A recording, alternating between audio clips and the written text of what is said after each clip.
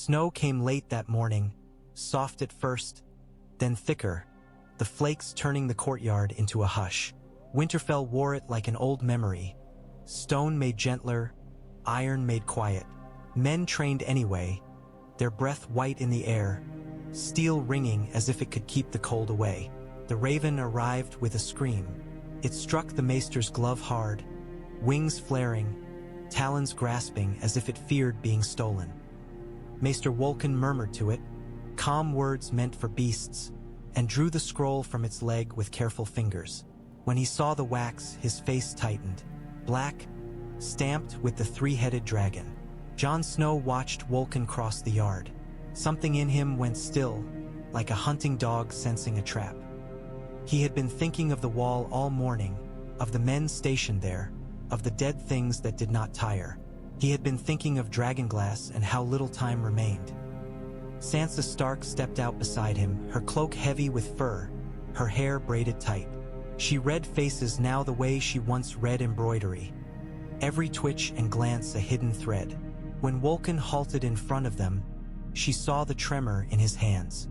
"It's from the south," Wolkan said, as if there were only one south that mattered now. Davos Seaworth took the scroll from him. Davos did not tremble.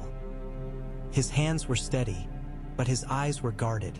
The eyes of a man who had watched kings set fire to their own hopes. He broke the seal with a thumb and unrolled the parchment. Jon waited. He told himself he was ready for whatever words lived there. He was not. Davos' eyes moved across the lines. Color drained from his face, leaving him as pale as the snow. He read again, slower, as if different speed might change meaning. Then he lifted his gaze to Jon, and for a moment Davos looked like a man about to confess a sin. "What is it?" Sansa asked. Davos swallowed. "King's Landing," he said, and his voice sounded wrong in the winter air, too dry. It's burned." Jon's mind refused the shape of it. "Burned," he repeated, as if it were a word from a story. Davos nodded once, small. "Cersei Lannister is dead. The Iron Fleet is ash. The Red Keep," his throat tightened. "The city's gone, more or less. Wildfire too. The letter says Daenerys Targaryen took it with her dragons." Silence spread outward like ink in water. Across the yard, men stopped training. One blade slipped from numb fingers and clattered on stone. A horse stamped, nervous, sensing the shift in its rider's body. The wind moved, cold and sharp, and with it came the distant creak of trees and the faint sound of the direwolf banner snapping against its pole. Sansa stared at Davos. For a heartbeat, she did not blink. Then her mouth tightened, and her eyes went flat with something older than anger.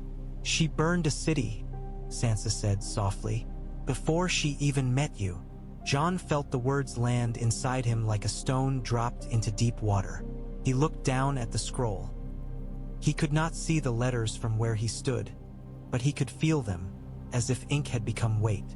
Davos held the parchment out to him. "She demands fealty," he said. "Calls herself Queen of the Seven Kingdoms. Says any who refuse are enemies." Jon took it, his fingers stiff. He read the lines. The words were formal, clipped, a command dressed as proclamation. Victory, restoration, obedience. There was no grief in it. "No epalegi," only certainty. Sansa's voice cut through the quiet. "They will never accept her now," she said. "And if she comes north with fire in her veins and fear in her hand." Jon folded the parchment slowly, as if too sudden emotion might tear something in him. His breath came out in a white plume, steady only because he forced it. "The dead don't care who sits a throne," he said. Sansa's eyes flashed. "The living do." Jon looked past her, toward the open gate, toward the world beyond Winterfell's walls. Snow fell thicker. Somewhere up north, something colder than snow was moving. He felt the realm shift under his feet, like ice cracking. The great hall smelled of damp wool and smoke and anger. They packed it full, lords and bannermen, captains, men who had marched in mud and blood for the right to call Jon their king. Torches flared along the walls, throwing light over faces hardened by winter and war. They spoke over one another, voices rising like a storm contained by stone. "A dragon queen?" roared Glover, face red. "After that? After she burned a city? We're to kneel to ash." "She's no better than the Mad King," said another, and the hall murmured, hungry for that comparison, eager to make sense of horror by naming it familiar. Lyanna Mormont stood small among them, but her voice carried like steel. "The South can kneel," she snapped. "They always do, one way or another. The North remembers. We do not bow because someone brings monsters." Peter Baelish watched from the edge of the hall, hands folded, eyes bright. He looked as if he were witnessing a performance he had arranged. Each angry shout a note in a song he knew by heart. Jon sat at the high seat, the direwolf carved into the wood behind him. He listened. He did not interrupt. He felt the weight of their fear, their pride, their fury, all of it pressing toward one conclusion. No fealty, no Southern Queen, no dragons. Sansa sat beside him, her spine straight, her expression calm in a way Jon recognized now as dangerous. Calm meant she had already chosen. Davos leaned close, voice low. "If they decide now," he murmured, "they'll decide with anger. Anger makes poor plans." Jon's gaze swept the hall. He saw men who had lost brothers to the Boltons. Men who had watched the Freys butcher guests under a roof of music. Men who had learned that Southern promises were knives. He stood. The hall quieted in reluctant waves, voices dying one by one. Even the crackle of torches sounded loud. "You're right to be angry," Jon said. His voice was not loud, but it held.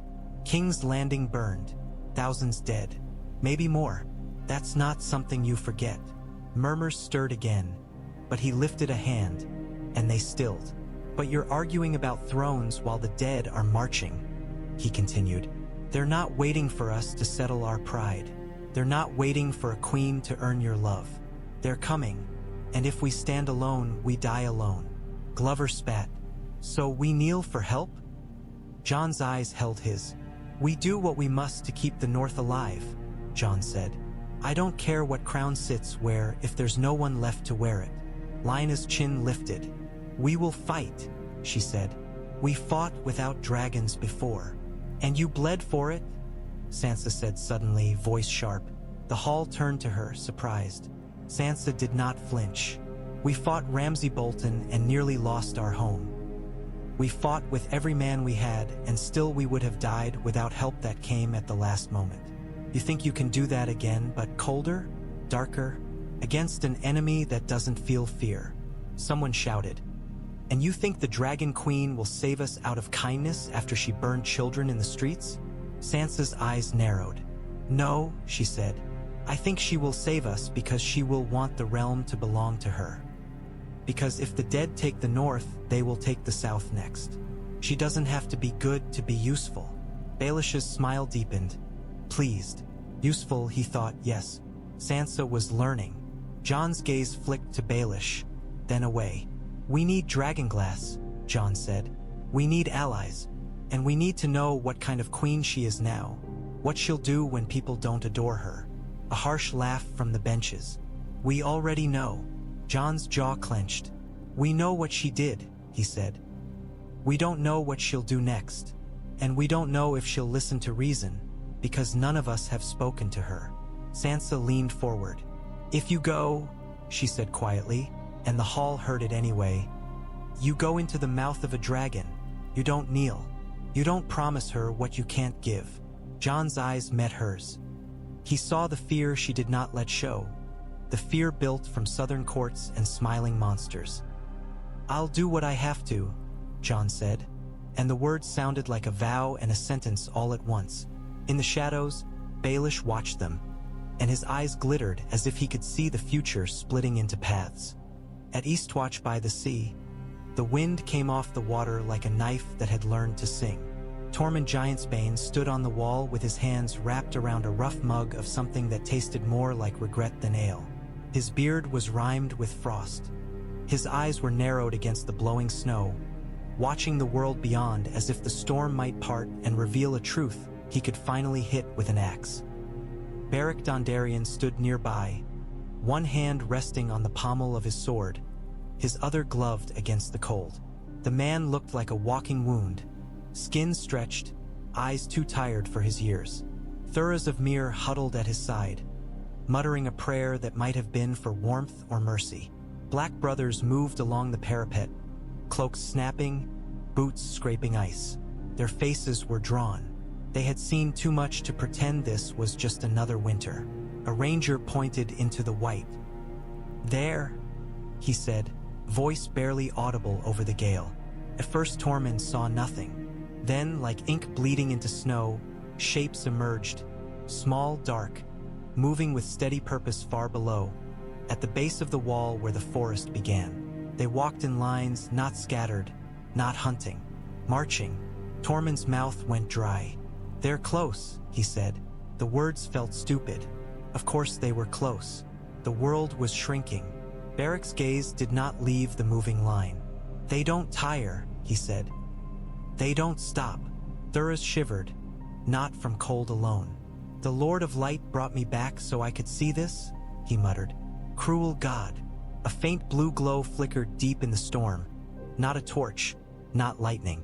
Something colder, something watching. Tormund leaned over the edge, spitting into the wind. "Down there," he growled, "are dead men walking, and up here we've got crows arguing about who gets the last crust of bread." He took a breath and tasted salt off the sea and iron off fear. "We need help." Beric's jaw tightened. "We have sent ravens," he said. "And what does the South send back?" Tormund asked, voice rising, angry now because anger was easier than terror. "Gold? Promises? Pretty words." A young black brother approached, face red from cold, holding a scroll in a stiff hand. "Message from Winterfell," he said, breath fogging. Tormund grabbed it, tearing the wax with impatience. The seal was direwolf gray. His eyes moved across the cramped writing, and then his brow furrowed. "What?" Beric asked. Tormund's laugh came out harsh, unbelieving. "King's Landing burned," he said. "Dragon Queen did it. 3 dragons." He shook his head as if he could rattle sense into the world. "South's gone mad while the dead march." Thura's eyes widened. "The capital?" he whispered. "Burned," Tormund repeated. He looked out into the blizzard again, toward those dark marching lines. "Well," he said, voice low, "maybe fire is what this world deserves." Beric's gaze turned toward him, steady and warning. "Fire can save," he said. "Fire can destroy. It depends on who holds it."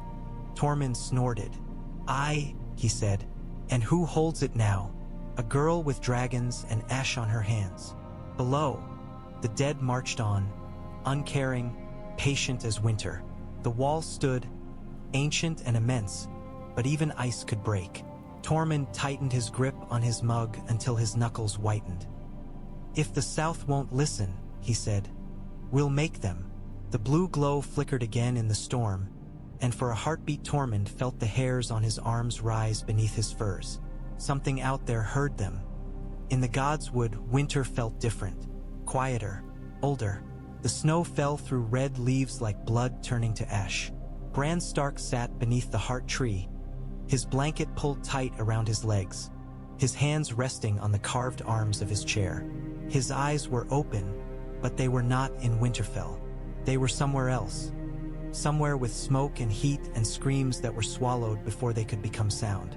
Mira Reed stood a few paces away, her spear planted in the frozen earth. She watched Bran's face with a mixture of protectiveness and exhaustion. She had carried him through hell, and now she stood guard while his mind left her behind. The ravens gathered in the branches above, black shapes against red leaves. They watched, heads tilting, as if waiting for Bran to become the sky. Bran's eyes rolled back, and the world broke. He was above King's Landing, looking down through smoke. He saw dragons, 3 of them, wings beating, fire pouring from their throats in streams that turned towers into cinders. He saw scorpions firing bolts like desperate prayers. He saw men running, faces lifted, mouths open in screams swallowed by wind. Then he saw green. Wildfire blossomed in the streets, unnatural flame erupting where no dragon's breath touched, as if the city's stones themselves had turned venomous. It burned hotter than reason, spreading in sudden, violent bursts that tore crowds apart. Bran saw a child vanish in green light and felt nothing in his body move, because his body was not there. He saw Cersei Lannister, a small figure on a high balcony, her face lit by fire, her eyes bright with hatred. He saw stone crack, saw the balcony collapse, saw her disappear into smoke without a sound. The vision shifted, sliding like ice underfoot. He was on the wall. He looked down into a blizzard and saw dark shapes marching, thousands, their movement steady, purposeful. Above them, a blue-eyed presence moved like shadow and cold, watching, waiting. He saw the Night King not as a man but as an idea winter-given will. He saw the slow, inevitable press of death against the living world. And then he saw something else. A line, thin as a thread, stretching from the ash of the south to the snow of the north. Two forces moving toward one another. Fire and ice, both hungry, both convinced they were necessary. Bran's eyes snapped forward again, returning to Winterfell. His breath came out slow, shallow, as if he had been underwater. Mira stepped closer. "What did you see?" she asked, voice careful. Bran blinked once. His gaze settled on the falling snow. "Ash," he said. Mira frowned. "From the south." Bran's mouth opened, and for a moment it looked like he might say something more. Something important, something that would shift the world. Then he closed it again. His expression went distant. "There's a queen," Bran said, and his voice sounded flat, too calm. "She thinks fire can fix what's broken."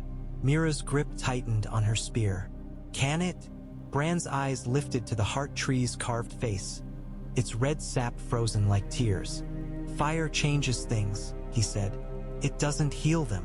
A raven cawed overhead, sharp and sudden, as if mocking the idea of healing. Bran's gaze turned toward the castle beyond the trees. He could feel Jon Snow in there, like a bright thread in the dark, pulling against 100 knots of duty and pride. "He'll go south," Bran said, as if stating the weather. Mira swallowed. "To meet her." Bran's eyes went distant again, as if he were already watching that road unfold. "To ask for help," he said, "and to offer something he doesn't understand yet." Mira waited, but Bran did not explain. He sat beneath the heart tree as snow fell, as ravens watched, as the world creaked under the weight of what was coming. In the distance, Winterfell's bells rang for another raven arriving. Bran did not flinch. Peter Baelish found Sansa where he always found her now, between one burden and the next, alone for a moment in a corridor that smelled of stone and smoke. Torches lined the walls, their light making the shadows long. Sansa walked with measured steps, her hands clasped in front of her, her face a mask that had learned to survive courts. Baelish slid into pace beside her as if he belonged there. "Terrible," he murmured, voice dripping sympathy like honey. "A city burned, innocents dead. You must be..." He let the word hang, as if her grief were obvious. Sansa did not look at him. "I must be what?" she asked. Baelish's smile softened. "Practiced." "Frightened," he said. "For your people." "I'm frightened for the living," Sansa replied. "The dead don't need castles." Baelish's eyes glittered. "The Dragon Queen may provide something the living need," he said. "Fear. A reason to unify." Sansa stopped. The torchlight flickered across her face, highlighting the hard line of her mouth. "You're enjoying this," she said. Baelish lifted his hands slightly. "Innocent." "Enjoy?" he echoed. "No. I simply see opportunities where others see chaos." Sansa turned then, finally giving him her full gaze. "Say what you mean." Baelish leaned in, voice dropping. "If the realm turns against her," he said, "the North can stand apart, strong, unburned, independent." His eyes moved over her face as if reading a map. "And you," he added softly, "can rule it." Sansa's expression did not change, only her eyes sharpened. "Jon is king in the north," she said. Baelish's smile did not falter. "Jon is a good man," he said. "Good men make poor kings. They die for honor." He glanced toward the corridor ahead, as if picturing Jon walking into Dragonfire. "If he goes south, he may not return. Or he may return changed." Sansa's breath came out slow. "You speak as if you want him gone." Baelish tilted his head. "I want what is best for you," he said smoothly. "And for the North." "The North," Sansa repeated, voice cool. "Or you." Baelish's eyes flashed with something like admiration. "You're learning," he murmured. Sansa stepped closer, close enough that Baelish could smell the winter on her cloak. "I learned," she said, "from monsters who smiled at me." For the first time, Baelish's smile tightened. It returned a heartbeat later, warmer, as if he had not been cut. "I'm not your enemy," he said. Sansa's gaze held his, steady, unblinking. "Then stop trying to make the people I love into my enemies," she said. Baelish's eyes flicked, just once, toward a pillar in the shadows. He did not know what was there. He only felt, perhaps, that Winterfell had more ghosts than it used to. He bowed his head slightly. "As you wish," he said, and stepped back, letting her pass. Sansa walked on, her boots soft on stone, her heart louder than her footsteps. Behind the pillar, unseen, Arya Stark's eyes watched Baelish with a coldness that had nothing to do with winter. She did not move. Not yet. Baelish turned away, already planning. He always planned. In his mind, ash fell on crowns, and snow fell on thrones, and he could see the shape of a war that would not be fought with swords alone. Sansa disappeared around the corner, and the corridor's torchlight flickered over stone that had heard too many whispers. Night laid itself over Winterfell like a heavy cloak, muffling the world. Snow fell in slow, lazy spirals, catching lantern light and turning briefly gold before vanishing into dark. Jon walked through the Godswood with Davos beside him, the older man's lantern swinging softly. Ghost followed at Jon's heel, silent as a shadow, his white fur dim in the night. They stopped beneath the heart tree.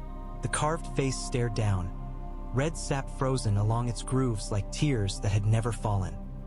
Davos lifted the lantern, letting its glow paint the bark. "You remember when you were a boy," he said quietly. "Did you ever think you'd be standing here deciding the fate of the realm?" Jon's mouth tightened. "I'm not deciding the fate of the realm," he said. "I'm trying to keep my people alive." Davos exhaled, breath fogging. He said, "that's what I mean." Jon stared up at the red leaves, and for a moment he imagined them burning, imagined fire consuming even this sacred place. He shoved the thought away. "She burned a city," Jon said, voice low. It sounded like he was speaking to the tree, asking it to judge. "How do I ask someone like that for help?" Davos held the lantern steady. "You ask because the dead don't care about her sins," he said. "You ask because you're not proud enough to let the North die just to keep your hands clean." Jon's jaw flexed. "I don't want her crown," he said. "I don't want to kneel. I don't want." "You want Dragonglass," Davos finished. "You want dragons. You want an army that doesn't freeze when the dead come screaming." Jon's gaze dropped to Longclaw's hilt. The wolf pommel was cold beneath his glove. "And if she demands fealty?" he asked. Davos' eyes were tired but sharp. "Then you bargain," he said. "You give her something else." Jon looked at him. "Like what?" Davos hesitated. For the first time, uncertainty crept into his face. "I don't know," he admitted. "The realm's changed. The rules are different. A queen who burns a city before she's even won the love of Westeros. She might not take bargains." Jon stared into the darkness beyond the heart tree, where the Godswood met the castle walls. He could hear distant voices, the faint clank of a guard's boots, the low murmur of the wind. Winterfell felt solid, safe, but he knew safety was a lie. "She'll come north," Jon said, more to himself than Davos. If lords refuse her, she'll come with fear. Davos' voice was gentle. And if you go to her first, he said, you might steer the fear away, or at least aim it where it belongs. Jon's breath came out slow. Ghost shifted, pressing his shoulder lightly against Jon's leg, grounding him. Jon looked back up at the carved face of the heart tree. My father, he said, and his voice softened. Ned Stark would have told me to do what's right, not what's easy. Davos nodded. And what's right? He asked. Jon's eyes closed for a heartbeat. In that darkness, he saw the wall, the dead marching, the blue eyes in the storm. He saw King's Landing burning, though he had not been there, saw it anyway because the world had carried the story north like smoke. When he opened his eyes, they were hard with decision. I go, Jon said. Davos' shoulders sagged with relief and dread together. Then we go, he replied. Jon turned away from the heart tree, and for a moment the red leaves above looked like embers waiting for a spark. Arya came in with the snow. She rode through Winterfell's gate at dusk, hood up, face half hidden, as if she were still a girl slipping past guards to play at swords. But the guards who saw her did not laugh. They stiffened, uncertain, because something about her made them uneasy. She moved like a blade, quiet and sharp. She dismounted without ceremony. Her boots hit the ground softly. She looked around the courtyard as if taking inventory of what had changed. New scars and old stone, new faces where friends used to stand, banners snapping in the wind. Then Sansa stepped out from the hall. For a heartbeat, both sisters froze. The world narrowed to two faces and the years between them. Sansa's eyes widened, and her mouth parted as if she were trying to remember how to breathe. Arya, she whispered, the name fragile. Arya's gaze swept over Sansa. Her furs, her posture, the way she carried herself like someone had learned to wear power. Then Arya's expression cracked, just a little, and something like relief flickered in her eyes. Sansa, she said. Her voice was rougher than Sansa remembered. Older. They moved toward each other, hesitant for a moment, then collided in an embrace that was too tight, too desperate, as if they were trying to prove to themselves the other was real. Sansa's hands gripped Arya's shoulders. Arya's arms locked around Sansa's waist. Fierce. Sansa's breath hitched. I thought you were... She could not finish. Dead. Gone. Another ghost. Arya pulled back, looking up at her. I don't die easy, she said, and there was a grim humor in it. Bran watched from the edge of the courtyard, his chair pushed near the steps. His face did not change, but his eyes followed Arya with a calmness that unsettled her. When Arya's gaze met his, she stiffened. Bran, she said, and the name sounded like a question. Hello, Arya, Bran replied, voice flat, as if greeting her were something he had already done in his mind 100 times. Arya frowned, unsettled. You're different, she said. Bran's eyes did not blink. So are you, he answered. A low growl rose behind Arya, and she spun, hand dropping instinctively to where her knife would be.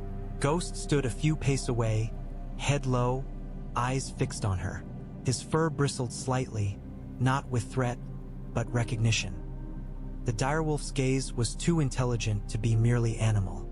Jon Snow stepped into the courtyard then, drawn by noise he did not recognize until he saw her. He stopped as if struck. Arya turned, and for a heartbeat she forgot to breathe. Jon's face was older than the last time she had seen it, leaner, harder, but his eyes were the same, gray and steady. The eyes of a brother who had been kind when she had been small and angry. Jon, Arya breathed. Jon's expression broke, and the hardness fell away. He crossed the distance in 3 strides and crushed her into his arms. Arya stiffened for half a heartbeat, then melted into it, gripping him like she might never let go. You're home, Jon said into her hair, voice rough. Arya swallowed hard. I'm home, she echoed, and in that moment Winterfell felt less like stone and more like a heartbeat. They pulled apart, and Jon looked at her face, searching for the girl he remembered. He found her and didn't all at once. Sansa watched them, something like joy and grief tangled in her eyes. For a moment, the world's horrors fell away, and they were simply Starks, together again. Then the cold returned, quiet and patient. The snow kept falling. Arya's gaze sharpened as she noticed the tension still lingering in the courtyard. The way men's faces held fear. "What happened?" she asked. Sansa's mouth tightened. Jon's eyes went distant. "King's Landing burned," Sansa said. Arya stared. "Burned?" she repeated. Jon nodded once. "A dragon queen," he said. "Daenerys Targaryen. She took the city with fire." Arya's expression went very still. "And now?" she asked. Sansa's eyes flicked to Jon. "Now," she said softly, "we decide whether the North kneels to a woman who turns cities into ash." Arya looked from Sansa to Jon, and the air between them felt suddenly heavy. "And the dead?" Arya asked, voice low. Jon's jaw clenched. "And the dead," he said. "Always the dead." Arya's hand rested on the hilt of her blade beneath her cloak, and her eyes narrowed toward the south, as if she could see through snow and distance to the glow of a ruined capital. "Then we need a plan," Arya said, and her voice held no fear, only steel. The second raven came the next morning, and it felt less like a message and more like a summons. They gathered in Sansa's solar, where the fire struggled against the cold and the windows sweated with frost. Jon stood near the hearth, arms folded, his face set. Arya lingered by the door, as if she preferred exits to comfort. Davos hovered near the table, eyes darting from parchment to faces. Bran sat quietly, presence heavy in his stillness. Sansa broke the black wax with a decisive twist. The dragon stamp split, and the seal fell away like something dead. She read the letter once, then again, slower, as if the second reading might reveal mercy hidden between lines. It did not. Sansa lifted her gaze. "She's sending envoys," she said. "Unsullied. They will arrive within days." Jon's brow furrowed. "To treat?" he asked, though he already knew. Sansa's mouth tightened. "To receive oaths," she said. "She commands the North to swear fealty. She says her victory is complete and the realm must be made whole." Arya's voice was sharp. "Complete?" she echoed. "How many did she burn to call it complete?" Davos cleared his throat, cautious. "What else does it say?" Sansa glanced down again. "She offers protection," she said, and the words sounded strange coming from that parchment. "She claims she will bring food south, rebuild roads, restore order. She says any who shelter rebels will be punished." Her eyes flicked to Jon. "She says any king who calls himself king without her leave is a rebel." Jon's jaw flexed. The fire popped in the hearth like a small, angry laugh. Arya's hand drifted to her belt. "So she's coming," she said, "with soldiers, to make sure we bow." Davos held up a hand slightly, as if trying to slow the room down before it ran into blood. "An envoy isn't an army," he said. "Not yet." Sansa's eyes were cold. "It's a leash," she said.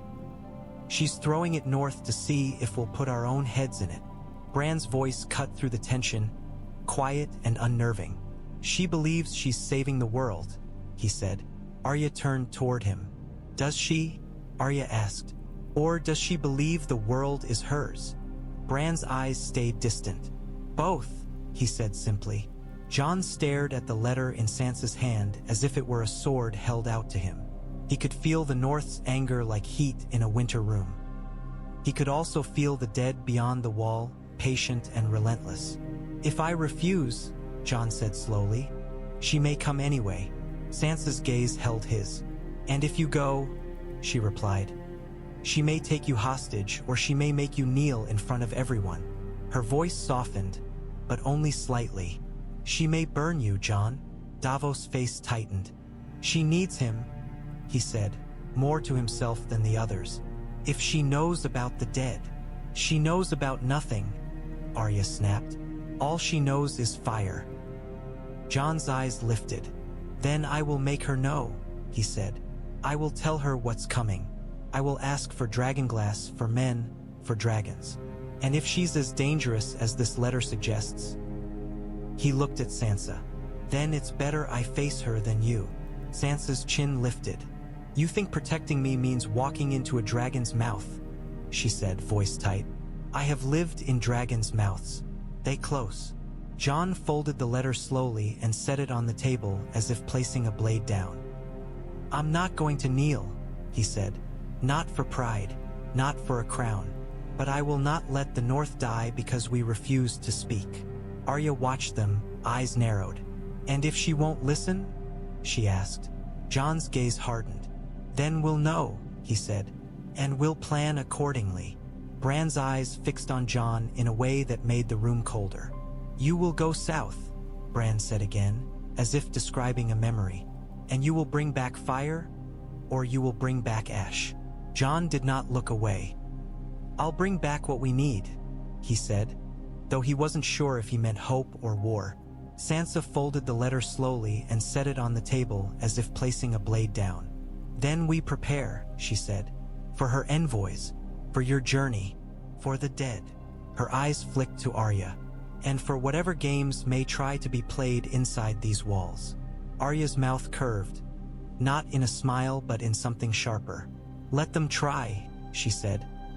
Outside, snow fell on Winterfell's battlements, quiet and relentless. Far to the south, ash settled over a ruined city. Between them lay a road that would soon carry a king toward a queen made of fire. The map room felt too small for the decisions being made inside it. Davos spread parchment across the table, weights at the corners to keep it from curling in the damp. He traced a finger down the King's Road, then out to the sea, to the jagged tooth of Dragonstone. Fastest route is down to White Harbor, he said, then ship to Dragonstone. But if she's holding court in the ruins of King's Landing, he hesitated. We might be sailing into a place that barely exists.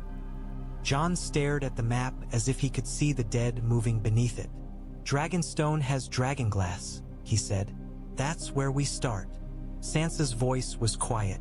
And if she refuses you, she asked, you go to King's Landing and beg in her ashes? Jon's jaw tightened. I go where I have to, he said.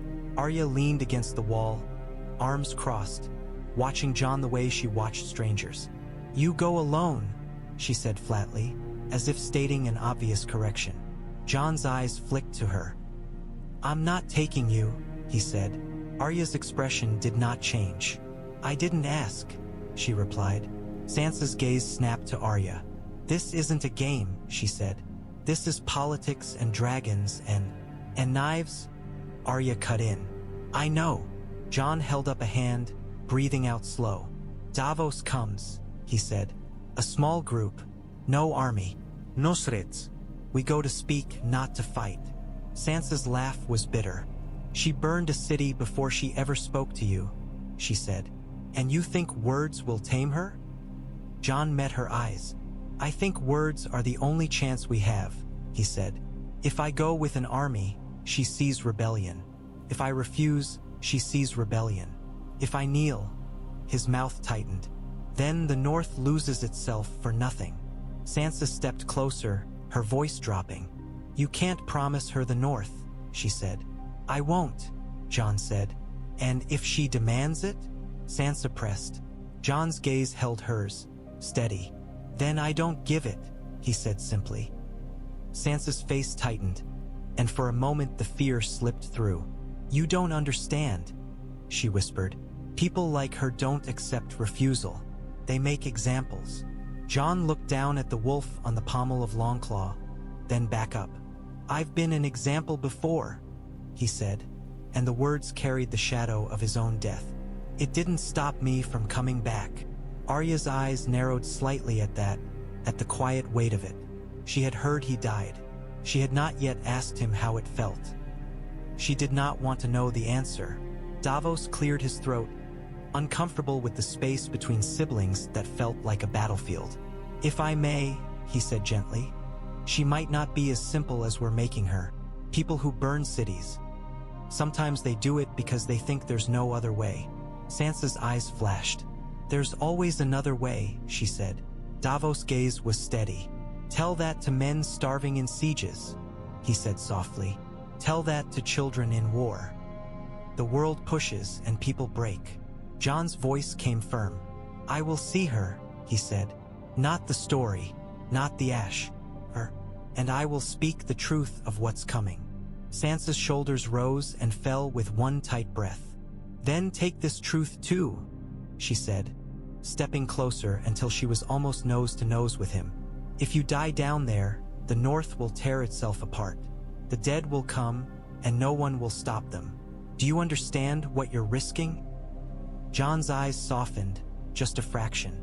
I do, he said. That's why I have to go. Sansa looked away, jaw clenched, and for a moment she looked like a girl again. One who had watched her father lose his head because he went south thinking honor would protect him. Arya pushed off the wall. If she tries to hold you, Arya said, voice quiet.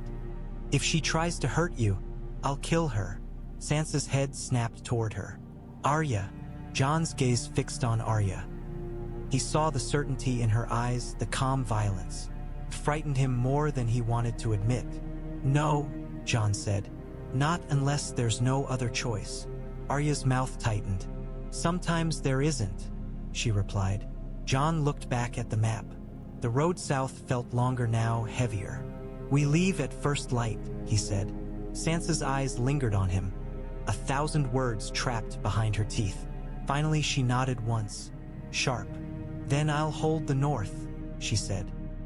And I'll hold this castle against anyone who thinks your absence makes them brave. Davos folded the map carefully. Ghost lifted his head, ears pricked, as if he sensed the coming journey. Jon placed a hand on the table, fingers splayed over the north as if he could anchor it. Then he drew his hand away, and the decision stood on its own. They left with the dawn still gray, the sky heavy with low clouds that promised more snow. Jon rode at the front, cloak pulled tight, his breath steaming. Ghost padded alongside his horse for a time, then fell back, as if he understood this road was not meant for wolves. Davos rode near him, his face drawn, eyes scanning the trees like he expected something to leap out. A handful of men followed, quiet, chosen for steadiness, not bravado. Winterfell's gate creaked open, its iron groaning like an old warning. Sansa watched from the battlements above, her hands gripping the stone. She did not wave. Queens did not wave goodbye to kings riding into danger. But her eyes followed Jon until the snow softened his shape. Arya stood under the archway, half in shadow, her hand resting on a dagger beneath her cloak. Her gaze was fixed not on Jon's back but on the world beyond, as if she could already see dragons in the clouds. Bran sat beside her, silent, his eyes distant. Jon reined his horse for a moment and looked back. For an instant, Winterfell looked peaceful. Stone and snow, banners snapping, smoke curling from chimneys. Could have been a world without ash, without dragons, without dead men marching. Then he saw Sansa's face, hard with fear, and Arya's stillness, sharp as a blade, and he remembered what peace really cost. He lifted a hand, not a flourish, just acknowledgement. Sansa's chin dipped once in return. Arya did not move, but her eyes held his, promising something fierce and unspoken. Then Jon turned south. The King's Road was a pale scar through the snow, lined with trees that bent under ice. As they rode, the world grew quieter, the wind swallowing the sound of hooves. Villages appeared like half-buried bones. Roofs sagging, doors shut, smoke thin. People watched from behind shutters. Some made the sign of the seven. Some spat. Some simply stared with hollow eyes as if all kings were the same kind of curse. By midday they met refugees moving north, carts creaking under blankets and pots and whatever lives could be carried. A woman with soot-stained hands clutched a bundle that might have been a child or might have been clothing. Her eyes fixed on Jon's direwolf cloak, then slid away as if hope hurt. From where? Davos asked one old man, his voice gentle. South, the man rasped and coughed, and when he coughed, ash puffed from his beard though snow lay all around. From the capital. Jon's horse slowed. Jon leaned forward slightly. King's Landing? He asked. The old man nodded, eyes glassy. Fire, he whispered. Sky turned black, then green. He swallowed hard. I saw people melt into light. I saw stone flow like water. I saw mothers. His voice broke, and he shook his head as if trying to shake the memory loose. The Queen's dragons, he said, and the words came out like a curse. Jon felt something cold settle in his stomach. He had heard the letter. He had heard the North's outrage. But hearing it from a man who tasted ash in his breath made it real in a way parchment never could. Davos gave the old man food from their packs, a small kindness against a huge ruin. The man took it with shaking hands, not looking up. As they rode on, the air felt different. The snow still fell, but beneath it there was a faint smell. Smoke carried on distant wind, a reminder that the south was not simply warmer. It was burning. Jon looked toward the horizon where the road disappeared into gray. Somewhere beyond that gray was an island of black stone and a queen who had taken a city with fire and called it peace. He tightened his grip on the reins. Behind him, the north receded under snow. Ahead, ash waited. White Harbor looked like a mouth full of broken teeth, its piers jutting into gray water, its masts rising like a dead forest against a sky that could not decide whether to snow or rain. Ice clung to ropes and rails. The smell of fish and tar and cold iron hung in the air. Men moved with hunched shoulders and quick hands, as if speed could keep winter from biting through their gloves. Jon rode down the last slope toward the docks and felt the change in the air before he saw the ships. Winterfell had smelled of wood smoke and old stone. Here the sea pressed its salt into everything, and the wind carried a dampness that seeped into bones. Davos lifted his face to it like a man greeting an old enemy. Ships, Davos said, and there was a grim comfort in the word. Good, means we can move faster than horses. They passed carts piled with burlap sacks and barrels sealed with wax. Refugees clustered near the warehouses, wrapped in blankets, their faces pale. Some were northerners who had fled closer villages when the cold grew too hard. Some did not look like northerners at all. Dark-haired, sharp-featured, with accents that sat wrong in the mouth. Jon caught the faint scent of smoke on them, distant and sickening. A boy ran past with a loaf clutched to his chest, his feet slipping on ice. A woman shouted after him, voice cracked. The harbor swallowed the sound. The guards at the Manderley docks recognized the direwolf on Jon's cloak and straightened, relief and fear mixing in their eyes. They led him through a gate into a yard where men were loading a stout ship with crates of dried meat, oats, and hardtack. The ship's hull was painted white and green, the Manderley merman carved on its prow, but the paint was chipped and the figurehead looked more tired than proud. Lord Wyman Manderley waited near the gangplank, wrapped in layers of fur that made him look even larger than Jon remembered. His cheeks were ruddy, his eyes bright. He stood with the help of two men, one of them his son, one a guard. Yet when he saw Jon, he lifted his chin as if he were still seated at the high table, fat and unbowed. "Your Grace," Manderley said, and his voice held ceremony, but also something warmer. "King in the North." Jon dismounted, the cold biting into his knees as he knelt briefly in respect, more habit than politics. "My lord," he said, "thank you for receiving us." Manderley's mouth twitched. "Receiving you? My boy, this city was built to receive," he said, gesturing with a thick hand toward the harbor. "Salt and fish and southern lies. But it always makes room for Starks." His gaze slid to Davos. "And smugglers," he added as if noting weather. Davos gave a crooked smile. "Just a sailor these days," he said. Manderley's eyes flicked back to Jon, sharpening. "I've heard," he said quietly, "about the South." Jon's throat tightened. "So have we," he replied. Manderley exhaled, and for a heartbeat the jovial mask slipped, revealing a man who had watched too many banners burn. "My men came back with ash on their boots," he said. "They say the bay boiled. They say the sky went black. They say green fire burst from streets like demons." He shook his head slowly, as if the motion could push the images away. "They say the Dragon Queen did it." Jon did not flinch. She took King's Landing with 3 dragons, he said, and the words still tasted unreal. Cersei Lannister is dead. So is most of the city. Manderly stared at him for a long moment. Then the realm's center is a grave, he said, voice low, and a queen sits on bones. Jon looked past Manderly to the harbor where the tide slapped against pilings like impatient fingers. The dead are coming, he said. I'm going south to ask for help. Manderly's eyes narrowed. Help from her, he murmured. Help from whoever can give it, Jon said. Manderly's lips pressed together. A Stark asking help from a dragon, he said softly. The gods have a cruel sense of humor.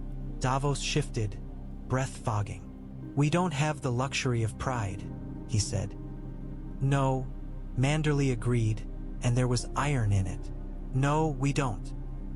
He turned slightly and barked an order to a dockmaster, who hurried off. This ship will take you, Manderly said. Fastest I can spare. 2 days, maybe less if the wind behaves. Jon felt a surge of gratitude, quickly smothered by the weight of what lay ahead. Thank you, he said. Manderly studied him, eyes bright under heavy lids. Do not thank me yet, he said. You're riding into fire. You may return with a dragon's leash around your throat. Jon held his gaze. I won't kneel, he said. Manderly's mouth twitched again, a humor that did not reach his eyes. Spoken like a Stark, he said. Just remember, dragons don't care what men swear. They care what men burn. A commotion rose near the warehouse doors, shouting, then a wail. Jon turned and saw 2 guards dragging a thin man by the arms, his boots scraping. The man's face was soot-stained, his eyes wild. Behind them stumbled a woman, crying out, reaching for him. He stole, a guard said, out of breath. Bread. The man's head jerked up, and Jon saw the hollow hunger there. My children, the man rasped. They, he coughed, and the cough sounded wrong, too dry, like it carried ash. Manderly's eyes hardened. Put him in the cells, he said. Jon stepped forward. Wait, he said, and the harbor seemed to still around the word. He looked at the man. Where are you from? The man's gaze darted, terrified. King's Landing, he whispered. The woman sobbed. We walked, she said. We walked for days. The road bodies. She pressed her hands to her mouth and shook her head, eyes squeezed shut as if the images were trying to claw their way out. Jon felt something cold settle deeper. He looked at Manderly. Release him, Jon said quietly. The dock guards hesitated, glancing at their lord. Manderly stared at Jon for a long moment, then gave a small, slow nod. Let him go, he said. The guards release, said the man. He staggered, almost falling, and the woman caught him, clinging as if he were the last solid thing in the world. Jon stepped closer, voice low. Go to Winterfell, he told them. Tell them the king sent you. They'll feed you. The woman stared at him, shock and something like hope flickering. The man's eyes filled, and he tried to speak, but his throat failed. He only nodded over and over. As they stumbled away, Jon turned back to the ship. The sails were being unfurled, stiff with frost. Men shouted, ropes creaked, gulls wheeled overhead, crying like hungry ghosts. Davos stepped close, voice barely audible. You're carrying the whole world on your back again, he murmured. Jon watched the gray sea and thought of ash under summer skies. No, he said, just trying to keep it from falling. The sea did not welcome them. It never had. Waves slapped the hull hard enough to shake sleep loose from bones. Wind snapped the sails, then lulled, then snapped them again, changing its mind like a drunk king. Salt spray froze on the rails, turning with slick and treacherous. The crew moved with practiced caution, their boots finding grip where Jon's would have slipped. Davos stood at the bow most of the first day, hood pulled tight, eyes scanning the horizon as if he could read omens in the shape of clouds. He looked more at home there than he ever had in Winterfell's halls. The sea made him narrower, sharper, like a knife taken from a sheath. Jon kept to the midship when the waves grew too violent, bracing his legs and letting the rhythm of the ship move through him. He had ridden horses in storms, marched through mud, bled in snow. The sea was different. It made you small in a way no battlefield could. It did not care whether you were king or sailor. It swallowed all the same. On the second morning, the water changed color. It darkened, thickened, and a sour smell began to ride the wind. Burnt pitch and char, old smoke lingering over salt. A lookout shouted, pointing. Jon climbed to the rail and saw them. Black shapes bobbing in the swell, a field of wreckage stretching across the water as far as the mist allowed. Broken masts jutted at odd angles. Planks drifted like bones. A half-sunken ship rolled, its hull scorched, its sails hanging in tatters like dead skin. The Iron Fleet, or what remained of it. The crew fell silent. Even the gulls seemed to wheel wider, wary of the smell. Jon stared, throat tight. He imagined men on those decks, screaming as fire ate them.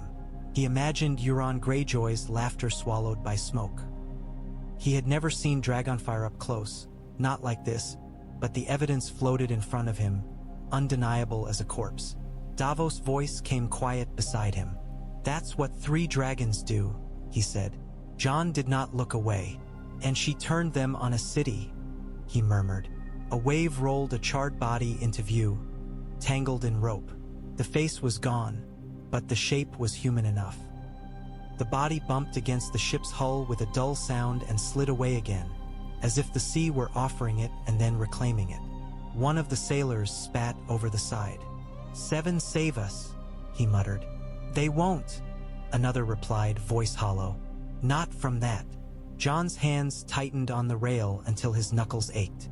He thought of the wall of whites climbing, of the dead swarming. He needed that kind of fire. He needed dragons. He hated himself for needing them. The ship cut through the wreckage field slowly, the crew steering around larger hulks. Some pieces still smoldered faintly where pitch had clung stubbornly. Every now and then, Jon caught a flash of green in his mind, wildfire bursting, unnatural, hungry. Davos watched him out of the corner of his eye. "You're thinking about fire," he said. Jon exhaled, breath sharp. "I'm thinking about what it costs," he answered. Davos' mouth tightened. He stared out at the wreckage as if it were a mirror. "I've seen what fire costs," he said softly. Jon looked at him then, truly. "Shireen," Jon said, not as accusation, but as a wound named aloud. Davos' face went still. The sea wind pressed salt into the lines around his eyes. He said. "Her screams don't leave you. Not ever." Jon's throat tightened. "How do you keep following someone after that?" he asked, and the question was not only about Stannis. Davos' gaze stayed on the water. "Sometimes you follow because the world is worse without them," he said. "Sometimes you follow because you've convinced yourself there's a reason big enough. And sometimes you follow because turning back means admitting you helped light the match." Jon swallowed. The ship's wood creaked under his feet, the sound like old bones shifting. By late afternoon, the outline of Dragonstone rose from the mist, a jagged island of black rock, its cliffs steep and unforgiving. Smoke curled from vents in the stone like the island was breathing. Above it, shapes moved in the sky, slow and enormous, circling as if guarding a nest. Dragons. Jon's heart thudded, hard and heavy. Even from this distance, their presence pressed against the air like a storm waiting to break. One was black and vast.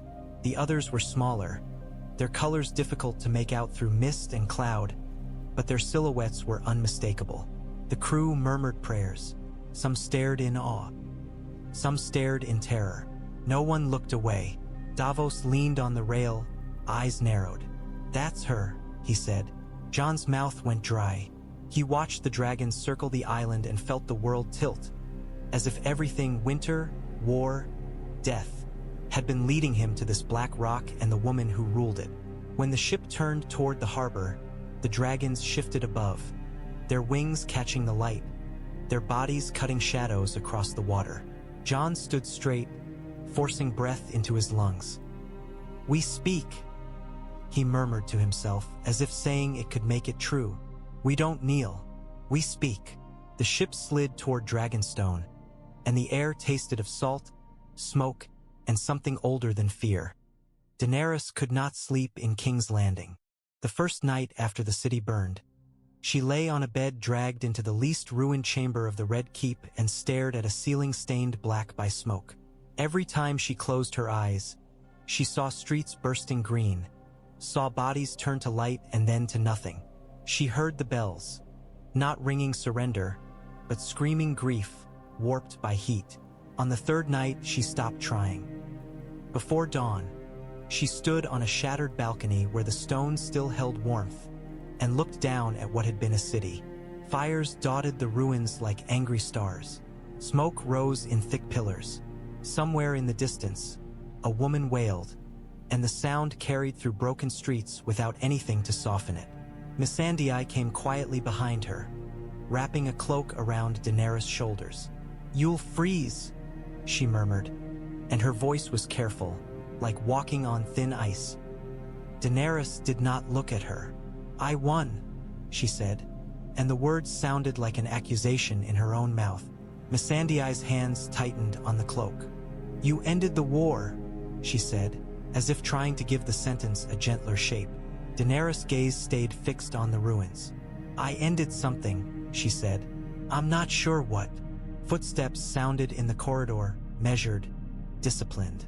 Grey Worm entered, soot on his armor, blood dried dark along his spear shaft.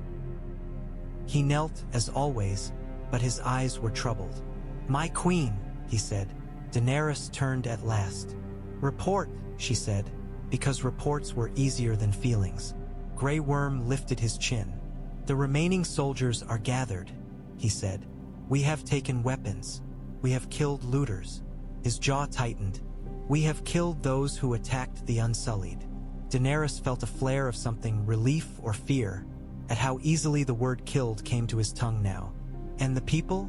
she asked. Grey Worm's eyes flicked away for the first time since he had followed her. "The people hide," he said. "They do not come to us. They do not ask for help. Because they do not trust you," Daenerys thought. "Because they see Dragonfire behind your eyes." Tyrion arrived later, walking slowly as if the rubble itself might accuse him. His hair was streaked with ash, his eyes red. He did not bow deeply. He looked too hollow for ceremony. "We can't stay here," he said, without greeting. Daenerys' gaze sharpened. "This is my city," she replied. "It's a grave," Tyrion said, and his voice cracked. "There's no food. The wells are fouled. The streets are full of bodies. Disease will come. If you mean to rebuild, you need supplies, workers, order. Dragonstone is intact. Safer." He swallowed. "Less haunted." Daenerys stared past him to the broken throne room where her melted throne waited like a mockery. "I will not flee," she said. Tyrion's laughter was bitter. "You didn't flee. You conquered," he said. "Now you have to rule what's left." Daenerys' hands curled at her sides. "What would you have done?" she demanded. "Let Cersei live? Let her plot? Let her starve the realm while we played at mercy?" Tyrion flinched. "I would have..." He stopped because he did not know, because in the ash all his plans had died. Missandei touched Daenerys' arm lightly. A reminder, a plea. Daenerys took a breath, slow. "Send half the Unsullied back to Dragonstone," she said finally. "Establish stores. Bring food from the Reach if it can be found. Send word to the lords." "We already have," Tyrion said, voice low. "Some have answered." Daenerys' eyes narrowed. "And?" Tyrion held her gaze. "Some refuse," he said. For a moment, the wind carried a gust of smoke across the balcony, and Daenerys tasted ash again. "Who?" she asked. "Lord Glover refuses to kneel," Tyrion said. "So does Royce, though he claims to wait for the will of the Vale. Dorne hasn't answered yet. The Riverlands are chaos." Tyrion's voice softened, reluctantly. "They're afraid." "They should be," Daenerys said, and the cold certainty in her own voice startled her. Grey Worm's eyes stayed fixed on her, as if waiting for the next command the way a sword waits for a hand. Missandei's face tightened. A raven arrived mid-morning, black wings beating against the ruined air. Grey Worm caught it and passed the scroll to Tyrion, who broke the seal and read quickly. His expression changed. Not fear exactly, something more complicated. What? Daenerys demanded. Tyrion hesitated, then handed her the parchment. The wax was gray, stamped with a merman. White Harbor. It was brief, formal, a request for safe passage. A message. Jon Snow, king in the north, was traveling south to treat with the Dragon Queen. Daenerys read it twice. Jon Snow. The name meant nothing to her and everything all at once, because the north was the place her brother had always spoken of with hatred and longing. Because the north was winter-given land. Because the north was where her father's enemies had risen. A king Tyrion had told her before. An honorable man, stubborn, beloved by his people. A man who had faced death and come back. A man who had united wildlings and crows. A man who might refuse to kneel. Daenerys folded the parchment slowly. "Bring him to me," she said. Tyrion's eyes searched her face. "He comes to ask for help," he warned. Daenerys looked back over the burned city, and the smoke rising like a prayer no god would answer. "Everyone asks for something," she said. "We'll see what he offers." Varys did not mourn kings landing the way other men mourned. He did not wail or tear at his hair. He did not fall to his knees in ash. Grief for him was quieter and accounting, a weighing. The city had been a board on which he moved pieces for years. Now the board was scorched, the pieces scattered, and the fire that had done it sat on a throne of warped swords and called it necessary. He moved through the ruins with his hood up, soot clinging to the folds of his cloak. His little birds were fewer now. Many had died in the fire. Those who remained moved like shadows between broken walls, their eyes wide, their faces too young for what they had seen. One of them met him in a collapsed alley near the old Street of Flour, where the air still smelled of burnt grain. The boy pressed a scrap of parchment into Varys' palm, then vanished without waiting for thanks. Varys unfolded it beneath the shelter of a half-fallen arch. The message was short, written in a careful hand. Ravens leaving Dragonstone. Letters to the Vale. To Dorne. To the north. Tyrion, Varys thought. Or someone close enough to him. Or the queen herself, though Daenerys wrote proclamations, not secrets. He tucked the scrap away and continued walking, each step measured, each breath tasting smoke.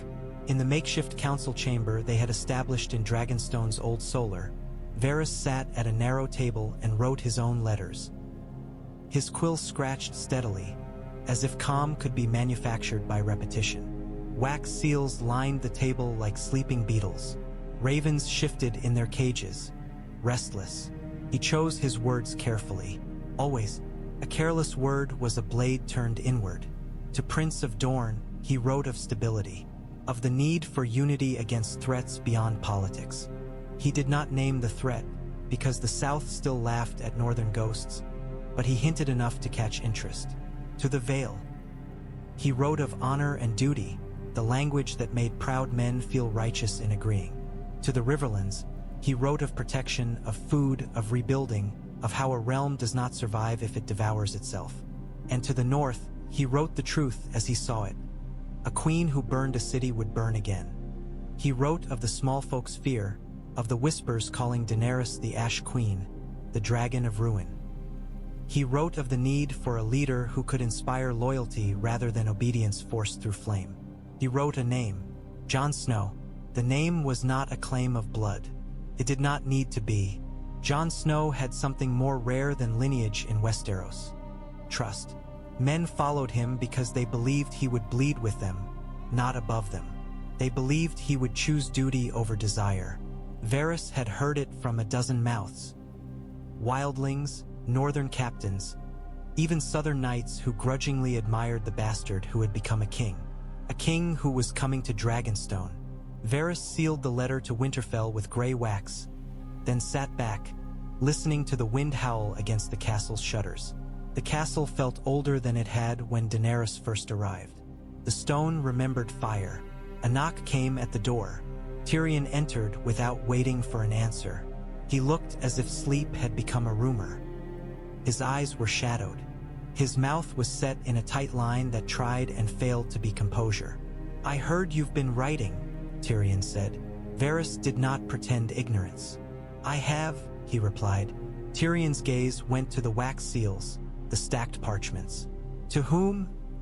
he asked, though his tone suggested he already knew. "To those who will listen," Varys said softly, "before it is too late." Tyrion's jaw clenched. "Too late for what?" Varys held his gaze. "Too late for mercy," he said. "Too late for the realm." Tyrion looked away, toward the window where the sea was a dark smear under gray sky. "She didn't mean it," he said, and the words sounded like a lie he was trying to swallow. Varys' voice stayed gentle. "Intentions do not bury the dead," he said. Tyrion's hands curled into fists. "And your solution is to start another war?" he snapped. "To set lords against her when winter is coming and the dead are." "The dead are a story to the south," Varys interrupted quietly. "A tale told by frightened northerners. They will not believe until they see. And by then..." He let the sentence hang because both of them could see the end of it. Tyrion's shoulders sagged. "Jon Snow is coming," he said, voice low. Varys' eyes sharpened. "I know," he replied. Tyrion stared at him. "If she learns you're writing to undermine her, she will burn me," Varys finished calmly. "Yes." He dipped his quill again, as if death were a simple cost. "But if I do nothing, she burns the realm. Perhaps not today, perhaps not tomorrow, but fire is easy, and she has 3 dragons." Tyrion's mouth tightened. "You don't know her," he said. Varys looked at him.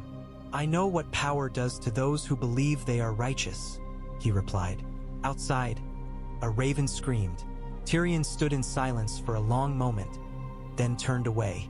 At the door he paused, his hand on the latch. "Be careful," he said, and the words sounded like grief. Varys watched him go, then returned to his letters. He wrote until his fingers cramped, until ink stained his skin, until the ravens grew restless with the weight of words waiting to fly.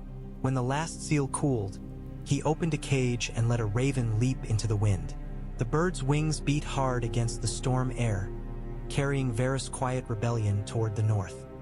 Dragonstone rose from the sea like a wound that had never healed. Its cliffs were black and jagged, the rock cut sharp by wind and wave. Steam curled from cracks in the stone, and the air smelled faintly of sulfur beneath salt. The castle sat atop the island like a crown made of dragon teeth, its towers twisted into shapes that looked less built than grown. As their ship slid into the harbor, Jon felt every gaze on deck tighten.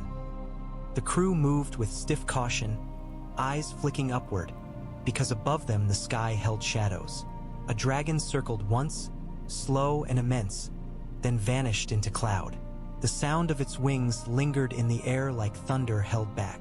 Unsullied waited at the dock in silent formation, spears upright, armor dull under gray light. Their faces were blank, their eyes steady. They looked like statues carved from discipline. At their front stood a woman in a pale cloak that moved softly in the sea wind. Missandei of Noth, Jon realized, though he had never seen her. He recognized her the way one recognizes a story made flesh, the translator, the queen's voice to a foreign realm. She watched Jon approach, her expression guarded. When he stepped onto the dock, she dipped her head slightly. "Jon Snow," she said, and his name sounded strange in her accent, like a word from a different language entirely. "And you are Missandei," Jon replied. He kept his voice even, respectful. He felt Davos at his shoulder, quiet as a shadow. Missandei's gaze flicked to Davos, then back. "The queen knows you have come," she said. "You will be escorted." Jon nodded once. "I didn't come to threaten," he said. "I came to speak." Missandei's mouth tightened. "Many come to speak," she said softly. "Few come with clean hands." An unsullied captain stepped forward and gestured. Jon followed, boots striking wet stone. The path climbed steeply, carved into the cliff face. As they ascended, Jon saw scorched marks on rock and wood, old, not fresh, as if fire had been breathed here long before Daenerys arrived. Dragonstone remembered its purpose. The gates opened into a courtyard of black stone. Statues of dragons crouched on pedestals, their wings spread, their mouths open in silent threat. The air felt warmer inside the walls, sheltered from the worst of the wind, but it carried another smell too. Smoke, faint and constant, as if the island exhaled it. A cluster of Dothraki watched from near the stables, their braids swinging as they turned their heads. Their eyes were sharp, amused, predatory. Jon felt their gaze weigh him like meat. He did not look away. Tyrion Lannister appeared at the top of a stairwell, flanked by guards. He looked smaller than Jon expected, not in height but in presence, as if something had been taken from him and left hollowness in its place. His hair was mussed, his face was drawn. He wore a dark cloak that hung heavy on his shoulders like mourning. He stopped a few paces away and studied Jon with eyes that had seen too much fire. "Jon Snow," Tyrion said, "King in the north." Jon inclined his head. "Tyrion Lannister," he replied, "Hand of the Queen." Tyrion's mouth twitched, a humor that died before it could live. "A title that feels heavier than it used to," he said quietly. Then he glanced past Jon, toward the sea, as if expecting to see Winterfell there. "You came quickly. The dead don't wait," Jon said. Tyrion's gaze sharpened. "You believe in them," he said, and there was weariness in the statement, as if belief itself was a burden. "I fought them," Jon replied. Tyrion held Jon's eyes for a long moment, then exhaled. "Then we may have something to talk about," he said. He lifted a hand and gestured toward the inner halls. "Come. The Queen will see you." Missandei fell into step beside them, her face unreadable. The Unsullied moved around Jon like a silent cage, not touching him, not threatening, but making it clear how quickly the cage could close if needed. They passed through corridors carved with dragon faces, through chambers where torches burned in brackets shaped like claws. The castle felt like a throat, narrow, dark, made to funnel you inward. Jon's boots echoed. His heartbeat echoed louder. As they approached the chamber of the painted table, Jon felt warmth seep into the stone beneath his feet, and he knew, without seeing, that something large and alive was nearby. A low rumble rolled through the walls, deep enough to be mistaken for the sea if you did not know the sound of sleeping dragons. Tyrion paused at the door, hand on the iron ring. He looked at Jon, and for a heartbeat the mask slipped, revealing raw fear. "Whatever happens," Tyrion said softly, "remember she believes she is saving the world." Jon's jaw tightened. "So do I," he replied. Tyrion opened the door, and heat and torchlight spilled out, and Jon Snow stepped into the mouth of fire. The chamber of the painted table was warmer than the corridor, warmed by torches and the slow breath of dragons somewhere beyond stone. The carved map of Westeros stretched across the room like a promise cut into wood. The old kings had planned wars here. Now a queen planned what came after ashes. Daenerys Targaryen stood at the table's edge with her hands braced on the wood. Her hair was braided back, but strands had escaped, curling around her face like pale smoke. She wore black, not silk, but something heavier, as if mourning and armor had been stitched together. Her eyes were the color of storm clouds lit from within. She did not sit. She did not need to. Jon stopped a few paces from the table. The Unsullied stationed along the walls did not move. Missandei stood near Daenerys' shoulder, calm as stone, though her eyes watched everything. Tyrion stepped forward. "Your Grace," he said carefully, "Jon Snow, King in the North." Daenerys' gaze fixed on Jon, sharp and assessing. For a heartbeat, Jon felt as if she were measuring him the way she had measured cities, by what it would take to break them. She said nothing. Silence stretched, thickening until Jon could hear the torches crackle. Then Daenerys spoke, her voice calm and cold. "You stand in my ancestral home," she said.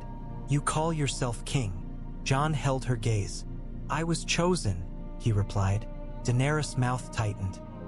"Chosen by those who decided they would not kneel," she said, and the words carried contempt. "Rebellion dressed as honor." Jon's chest tightened, but he kept his voice steady. "The North has been promised too many times," he said. "We bled for Southern kings and got nothing but chains in return." Daenerys' eyes narrowed. "Chains?" she repeated softly, and Jon saw something flicker there. Recognition, perhaps. "You speak of chains as if you know them." "I know what it is to be used," Jon said, "and I know what it is to fight for people who can't fight for themselves." Daenerys' gaze held his, unblinking. "Then kneel," she said simply. "Swear fealty, and you will have what you ask." The words landed like a stone. Jon felt the unsullied stillness tighten, felt the room become a trap waiting for him to choose a direction. Davos took a half step forward, then stopped, catching himself as if the air itself had warned him. Jon did not move. "I didn't come to kneel," he said. "I came to speak." Daenerys' eyes flashed. "Everyone comes to speak," she said. "It's what they say when they don't intend to obey." Tyrion's voice cut in, quick, soothing. "Your Grace, he came because the threat in the north." Daenerys lifted a hand, and Tyrion fell silent as if the gesture had struck him. Jon breathed out slowly. "The dead are real," he said. "They march. They don't tire. They don't fear. They raise the fallen. I've seen it." Daenerys watched him, her expression unreadable. "I have seen many men claim monsters to win wars," she said. Jon's jaw clenched. "This isn't a story," he said. "It's winter, and it's coming for all of us." Daenerys' gaze shifted to the painted table, to the carved north, to the line of the wall etched into wood. Her fingers traced it once, lightly, as if testing whether it was real. "If what you say is true," she said, "why should I care? The North has declared itself separate. Your crown says my realm ends at your snow." Jon stepped closer, just enough to show he would not be cowed. "Because if the dead take the North, they won't stop," he said. "They'll come south and your realm will be theirs. Your throne won't matter. Your dragons won't matter if there's no one left to rule." Daenerys' eyes narrowed. "My dragons," she said softly. Jon held his ground.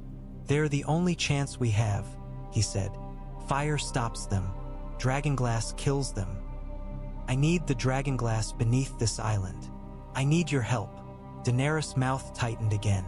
"And what do I get?" she asked. Jon's voice came quiet, stubborn. "A world to rule," he said. For a heartbeat, something like amusement flickered in Daenerys' eyes. It vanished as quickly as it came. "You speak boldly," she said. "I've died once," Jon replied. "I don't have much patience for polite words." Missandei's eyes widened slightly. Tyrion looked as if he might laugh and cry at the same time. Daenerys stared at Jon. Beneath her anger, Jon saw exhaustion. Beneath her certainty, something bruised. "You will not kneel," she said, not as question but conclusion. "I will not," Jon said. Daenerys' jaw flexed. The room felt colder despite the torches. "Then you ask me to risk my armies and my dragons for a king who defies me," she said. "You ask me to save people who will call me monster for it." Jon's throat tightened. "They already call you monster," he said, and the words hung dangerous in the air. For a heartbeat, Daenerys' face went still. The bruise became visible. Her eyes darkened. "Careful," she said, voice low. Jon did not look away. "I'm not here to judge you," he said. "I'm here because the world is ending, and I don't have time to hate you." Silence again. In it, the distant rumble of a dragon shifted, a reminder of what lived beneath their feet. Finally, Daenerys spoke, her voice quieter, tighter. "You will have your dragonglass," she said. "I will not let the dead take the realm." She lifted her chin. "But you will not leave here calling yourself king and expecting me to smile." Jon's breath eased slightly. "I didn't come for your smile," he said. Daenerys' eyes flashed. "No," she said. "You came for my fire." She turned away from the table and walked toward the archway that led out onto the terrace. Missandei followed. Tyrion hesitated, then moved too, as if pulled by gravity. Daenerys looked back over her shoulder at Jon, her pale hair catching torchlight like flame. "Come," she said. "If you want my help, you will look at what you're asking me to bring north." Jon followed, feeling the castle's heat deepen, the air thickening with the smell of ash and something wild. He was not kneeling, but he was walking after her. The terrace opened onto gray sky and rough wind, and for a heartbeat Jon tasted sea salt and thought he could breathe again. Then the shadow fell over them, and the air changed. Drogon landed on the far side of the yard with a thud that shook stone. His wings folded slowly, each membrane dripping moisture, his scales dark as wet iron. He lowered his head, eyes burning, and stared at Jon as if Jon were an insect that had wandered too close to a flame. Rhaegal and Viserion moved behind him, restless, their bodies smaller than Drogon's but still immense. Rhaegal's wing bore the ragged tear from the scorpion bolt, the membrane scarred and puckered. Viserion's pale scales caught what little light the day offered, making him look like a blade against cloud. The Dothraki in the yard fell silent. Unsullied held their spears steady. Even the wind seemed to hesitate. Daenerys stepped forward without fear. She walked to Drogon as if approaching a horse, hand out, palm open. Drogon's nostrils flared. Smoke curled from his mouth in lazy threads. "He's not used to strangers," Daenerys said without turning. Her voice carried a warning and something softer, like pride. Jon stood still. He had faced giants. He had faced men with steel in their hands and hate in their eyes. This was different. This was ancient. This was power that did not need reason to kill. Drogon's head dipped lower, close enough that Jon could see the ridges on his snout, the scars in his scales, the wet shine of his teeth. His breath rolled over Jon's face, hot and sulphurous, and Jon felt the instinctive urge to step back. He did not. Daenerys looked at Jon then, her eyes searching his. "You're not afraid," she observed. Jon's mouth tightened. "I am," he said. "I'm just more afraid of what's coming in the north." Daenerys' gaze flicked back to Drogon. "He smells fear," she murmured, almost to herself. "It makes him interested." Jon's eyes stayed on the dragon. "Then let him be bored," he said. For a heartbeat, Daenerys' mouth twitched, not quite a smile. Then her face hardened again, and the moment passed. She lifted her hand and touched Drogon's jaw. The dragon leaned into the touch like a living mountain seeking comfort. Jon watched, throat tight. The bond between them was visible, undeniable. This was not a woman commanding a beast with chains. This was something else, an understanding carved into blood. "You want my dragons," Daenerys said quietly. "I want the dead to stay dead," Jon replied. Daenerys' eyes flashed. "And if I bring them north," she said. "If I save your people, will they call me queen then? Will you?" Jon hesitated just a breath.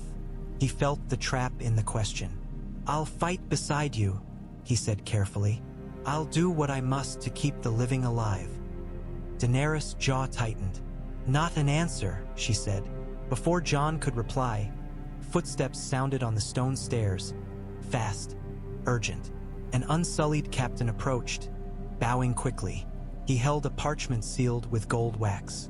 Daenerys took it and broke the seal with a hard twist. Her eyes moved over the words. Something in her face changed, anger sharpening into decision. Tyrion stepped closer, reading her expression like a man watching a cliff crumble. "What is it?" he asked. Daenerys' voice came flat. "Lord Celtigar refuses," she said. "He has declared Dragonstone belongs to him by ancient right." She looked up, eyes cold. "He calls me foreign." Jon felt a flicker of surprise. Lord Celtigar had been sworn to Dragonstone for centuries, a minor crownland's house clinging to history like a rotten plank. Refusal now, after ash and dragons, felt like madness, or desperation. Tyrion's mouth tightened. "We can negotiate," he said quickly. "He's frightened. The city burned. People are." Daenerys cut him off with a glance. "I will not negotiate with insolence," she said. "Not anymore." A door opened at the yard's edge, and a group of men were brought forward by Unsullied. 3 knights in battered mail and an older man in a dark cloak with a crab pin at his throat. Lord Garth Celtigar's face was pale, but his chin was lifted in stubborn pride. He stared at Daenerys as if she were a disease. "You have no right," he said, voice shaking. "This is Westeros. We do not kneel to foreign tyrants." Daenerys stepped forward, her expression unreadable. "I am Daenerys Targaryen," she said. "This is my family's home." Celtigar's eyes flicked to the dragons behind her, and fear flashed through his pride like lightning. He swallowed. "Your family is dead," he spat, voice cracking. "And your fire proved you are no better than the Mad King." The words struck the yard like a slap. Jon saw Missandei flinch. Tyrion went still. Even the Dothraki seemed to pause, watching with the slow interest of men waiting for blood. Daenerys' face went very calm. Too calm. Jon recognized it suddenly, the calm before violence, the stillness a storm takes when it decides to fall. "Bend the knee," Daenerys said softly. Celtigar's hands trembled, but his pride held. "Never," he hissed. Daenerys did not raise her voice. She turned her head slightly toward Drogon. "Dracarys," she said. Drogon's throat vibrated. Heat built in the air so fast Jon felt it on his skin. Then fire erupted, black-red, roaring, consuming. Lord Celtigar did not have time to scream. The flame wrapped him, turned him into a silhouette, then into nothing. The smell of burning flesh hit Jon like a fist. The 2 knights behind Celtigar screamed, stumbling back, eyes wide, one falling to his knees, retching. The yard filled with crackling, with heat, with the sudden, brutal certainty of what Daenerys could do when refused. When the fire died, ash drifted where a man had stood. Daenerys' eyes stayed fixed on the empty spot, her breathing steady. She looked not triumphant, not horrified. She looked resolved. Jon felt something twist in his gut, cold and sick. He had seen men executed. He had swung a sword himself. But this was annihilation, instant and absolute. Tyrion's face was gray. Missandei's eyes were wet. Grey Worm, absent, would have approved. The Unsullied did not react at all. Daenerys finally turned to Jon, her gaze sharp. "Now you understand," she said quietly. "This is what they force me to be." Jon stared at the ash. He could still smell it. He looked back at her, and his voice came rough. "No one forced you," he said. Daenerys' eyes flashed, and for a heartbeat Jon thought she might order him burned too. Then she turned away, hair whipping in the wind, and walked back toward the castle as if the yard had not just become a funeral pyre. Jon stood frozen, the heat fading, the cold returning, and realized he had come seeking fire and found what fire demanded in return. The Unsullied arrived at Winterfell at noon, their march silent, their boots striking snow-packed ground in perfect rhythm. They came through the gate without hesitation, spears upright, faces blank. Behind them rode 2 riders in dark cloaks, their horses nervous in the cold. One carried a scroll case bound in leather stamped with a 3-headed dragon. The courtyard fell quiet as the northerners gathered. Men stopped hauling wood. Women paused mid-step with water buckets. Even the dogs seemed to sense something wrong and backed away, tails low. Sansa met them in the great hall, because she would not greet foreign soldiers in her courtyard like a frightened girl. She wore gray and black, her hair braided tight, her face composed. Arya stood near the side, half in shadow, her gaze fixed on the envoys like a knife held steady. Bran sat near the hearth, silent, watching with eyes that looked past the room. Lyanna Mormont stood with the other lords, chin lifted, small and fierce. Glover, Karstark, Serwyn, faces hard with northern anger. The Unsullied captain stopped a few paces from the dais and bowed, precise. The 2 riders behind him did the same, though their bows were shallower, their eyes uneasy. "I am Captain Riccaro," the Unsullied said in clipped Westerosi. "I speak for Queen Daenerys Targaryen." Sansa did not rise from her chair. "You are far from your queen," she said calmly. Captain Ricardo lifted the scroll case with both hands and presented it. An Unsullied stepped forward, passing it to Sansa as if it were a weapon that might bite. Sansa broke the seal and unrolled the parchment. The words were firm, formal, edged with command. Queen Daenerys demanded fealty. She demanded recognition of her rule. She declared the war ended and the realm whole. She offered protection. She promised rebuilding. She warned of punishment for rebels. Sansa read it once, then looked up. "Tell your queen," she said, voice steady, "that the North is not hers to command." A murmur rippled through the hall, approval and fury mixing. Captain Ricardo's face did not change. "The queen ended the war," he said. "She sits as rightful ruler. All kingdoms will bend." Lyanna Mormont's voice snapped like a whip. "She ended a city," she said. "There's a difference." One of the riders in the dark cloak stepped forward, swallowing. "The queen did not wish," he began. Arya moved a fraction, and he stopped, eyes flicking to her as if sensing danger without knowing why. Sansa's gaze remained fixed on the captain. "Your queen burned King's Landing," she said. She let the words hang, heavy. "Do not come here and speak to us of protection." Captain Ricardo's jaw tightened. "The city burned because Cersei Lannister hid Wildfire," he said, and for the first time something like emotion edged his voice. Anger, perhaps, on his queen's behalf. "The queen saved many. She ended the tyrant."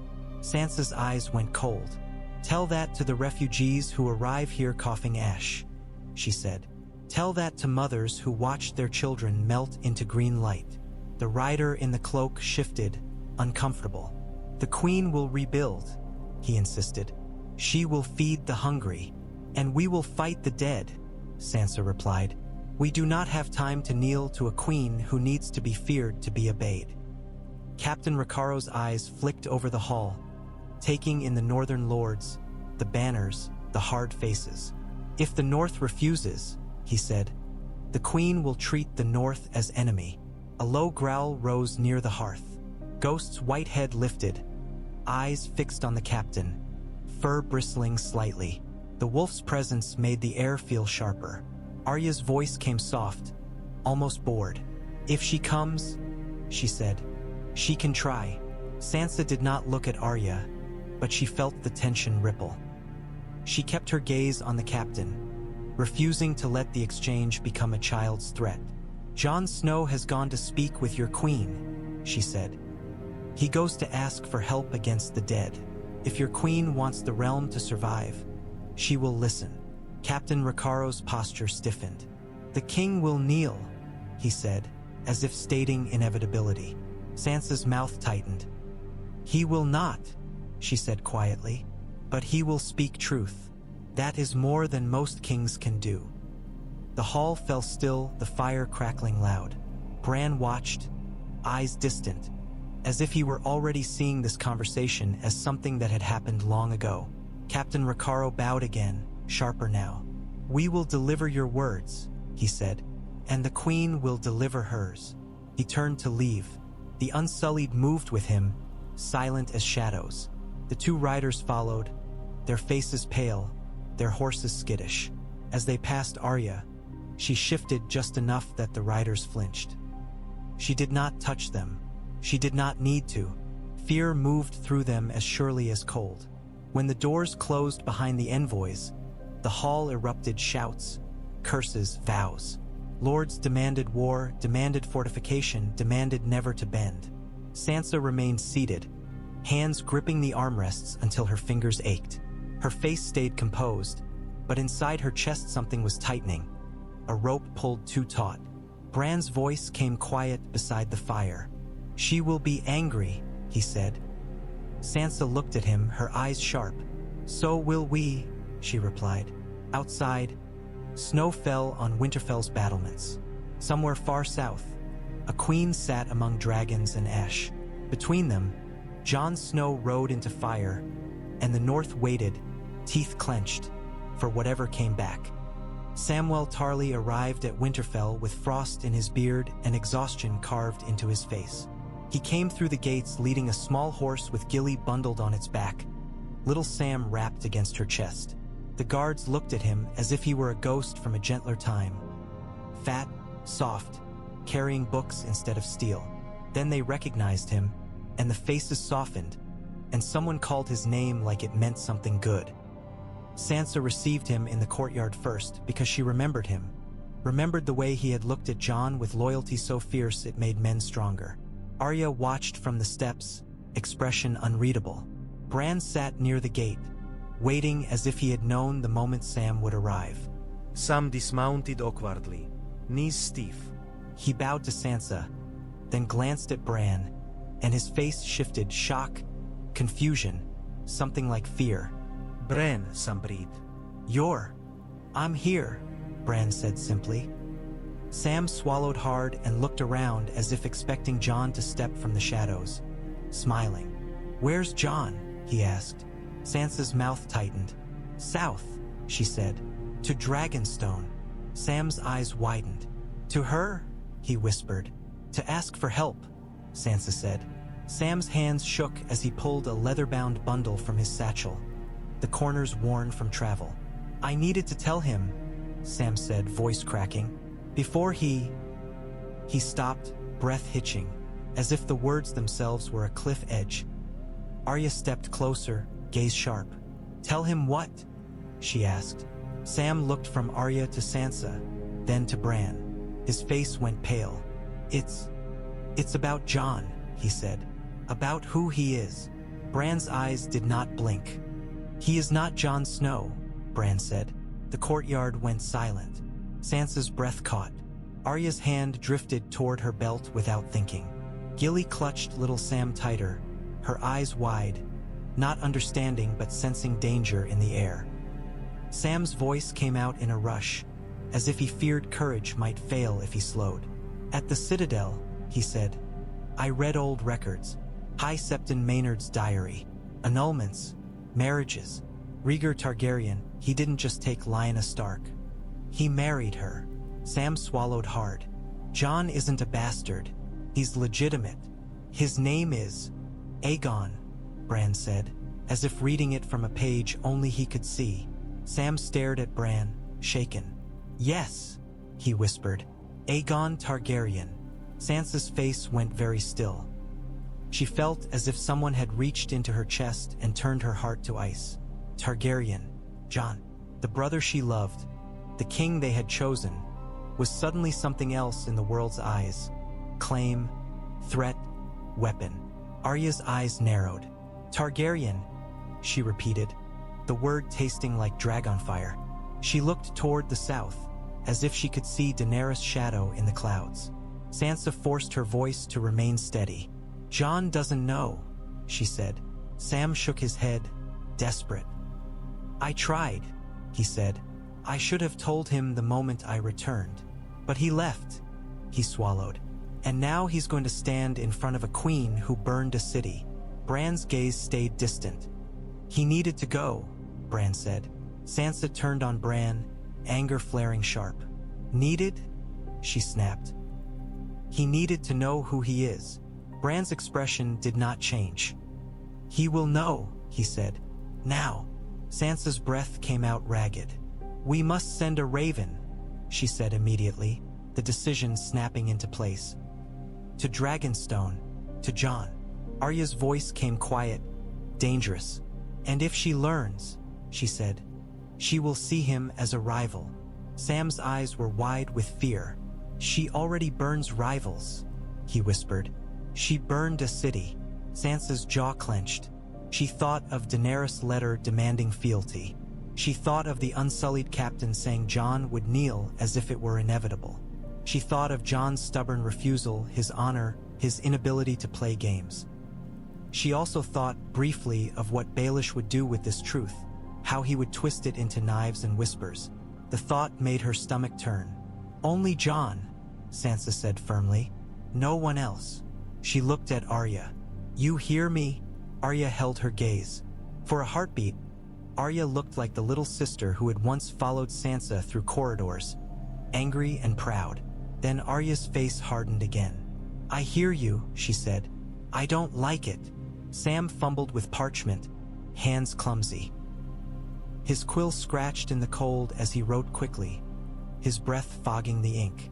He wrote the truth in plain words because there was no time for riddles.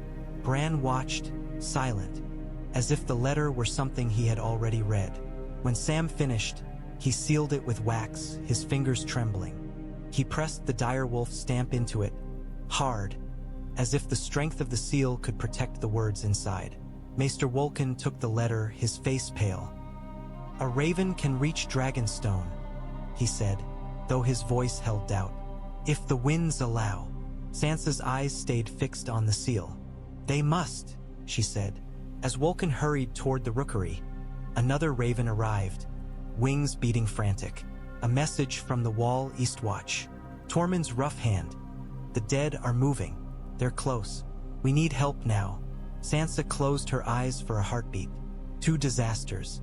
Two storms moving toward them from opposite directions. When she opened her eyes, they were hard. "Prepare the defenses," she ordered, voice sharp. "Send men to the wall. Stock the granaries. We will not break." Sam stood trembling, guilt and fear carved into him. "If Jon," he began. Sansa's voice softened, just a fraction. "Jon will do what he always does," she said. "He will try to save everyone." Arya's gaze went south again. "And if he can't," she murmured, so softly only Sansa heard, "then someone else will." The raven beat its wings in the rookery above, ready to carry truth toward fire. The raven reached Dragonstone at dusk, its wings ragged from wind, its beak open as if it had been screaming the whole way. An Unsullied caught it and brought it to Davos first, because Davos had insisted, quietly, stubbornly, that any message from Winterfell come to Jon without delay.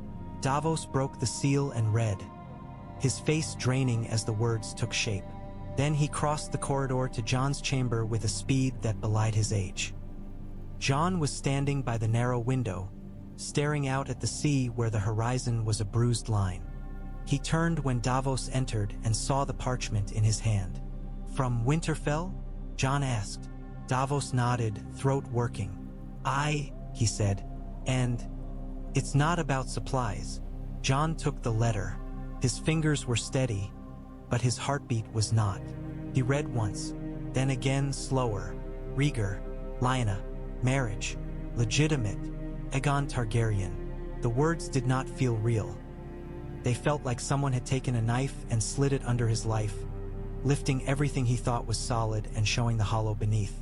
Jon's breath came out in a harsh exhale. His hand tightened on the parchment until it crumpled slightly. Davos watched him, eyes wet, voice rough. "I'm sorry," he said, as if apologizing could soften lineage. Jon's gaze stayed fixed on the words. "My father," he whispered. "Ned Stark was your father," Davos said fiercely. "He raised you. He loved you. Blood doesn't change that." Jon swallowed, throat tight. He remembered Ned's face. Stern, tired, gentle in rare moments. He remembered the way Ned had looked at him with something Jon had never been able to name. Now he could name it. Fear, protection, love braided with duty. "I'm not a king," Jon said, and the sentence sounded like a plea. Davos' mouth twisted. "The world doesn't care what you want," he said softly. "It never has." Jon stared at the parchment. Targaryen, on Dragonstone, with a Targaryen queen who had burned a city. The truth felt like a torch held too close to dry straw. He thought of Daenerys' eyes when Lord Celtigar called her her father's daughter. He thought of the calm in her face when she said Dracarys. He thought of the ash drifting where a man had stood. If she knew, a knock came at the door. Before Davos could answer, it opened, and Missandei stepped inside, her face tight. Behind her stood two Unsullied, their spears upright. "The Queen requests your presence," Missandei said, and her voice held strain. "Now." Jon's stomach dropped. He folded the letter quickly and tucked it inside his coat as if hiding it could make it harmless. "What happened?" he asked. Missandei's eyes flicked away for a heartbeat. "Lord Varys has been discovered," she said quietly. Davos' face went pale. "Discovered doing what?" he demanded. Missandei hesitated. "Writing," she said. "Sending ravens. Speaking to lords." Her gaze lifted to Jon, and there was fear there, not for herself, but for what the Queen might become. "The Queen is angry." Jon felt the air tighten around him. He followed Missandei through Dragonstone's corridors, the stone warm underfoot, the torchlight flickering against carved dragon faces. Davos walked beside him, silent, jaw clenched. They entered the main hall and found Daenerys standing near the painted table, her posture rigid. Grey Worm stood at her side now, returned from King's Landing, his face unreadable. Tyrion stood a few paces away, hands open as if trying to hold the air itself together. Two Unsullied dragged Varys forward between them. Varys looked smaller than Jon expected, older. His hands were bound. His face was calm, but his eyes were tired in a way that spoke of long goodbyes. Daenerys held a parchment in her hand, one of Varys' letters. She crumpled it slowly, as if crushing the words could erase betrayal. "He would make me a monster and then replace me for being one," Daenerys said, voice low. Tyrion's voice cracked. "Your Grace." Daenerys' head snapped toward him. "You knew?" she hissed. Tyrion flinched. He swallowed hard. "I suspected," he admitted. "I begged him to stop." Daenerys' eyes burned. "Begging," she said, and the word dripped contempt. "Everyone begs. No one obeys." Varys lifted his chin slightly. "I serve the realm," he said quietly. Daenerys' laugh was sharp, humorless. "The realm," she echoed. "The realm that spat on my family and cheered while my father died." She stepped closer, her pale hair like flame against black stone. "You think you can preach to me about the realm after what it has done?" Varys' gaze did not waver. "I think fire does not distinguish between tyrant and child," he said softly. The hall went still. Jon felt every eye shift toward Varys, then toward Daenerys, as if the room itself were bracing. Grey Worm's hand tightened on his spear. Daenerys' face went calm again. Too calm. "You will die," she said. Varys' eyes closed briefly. "I expected as much," he murmured. Tyrion stepped forward, desperation breaking through. "Please," he said, voice shaking. "Not." Daenerys lifted a hand, and Tyrion stopped, as if the gesture had struck him. Then Daenerys turned her head, and her gaze landed on Jon. It was not the gaze she had given him in the yard. This was sharper, searching, suspicious, as if betrayal had become a lens through which she saw everyone. "You came here speaking of monsters," she said, voice low. "And now I find monsters in my own council." She took a step toward Jon. "Tell me, Jon Snow, do you write letters too?" Jon's heart hammered. The folded parchment inside his coat felt suddenly like a brand against his chest. Davos shifted beside him, tense. Jon met Daenerys' eyes and forced his voice steady. "I speak," he said. "I don't plot." Daenerys' gaze did not soften. "Everyone says that," she replied. Behind her, Varys stood bound, waiting for fire. Beyond the walls, dragons rumbled in their sleep. In Jon's coat, the truth of his blood burned like a hidden torch. Winter was comey. No, they... And fire had found a new way to spread.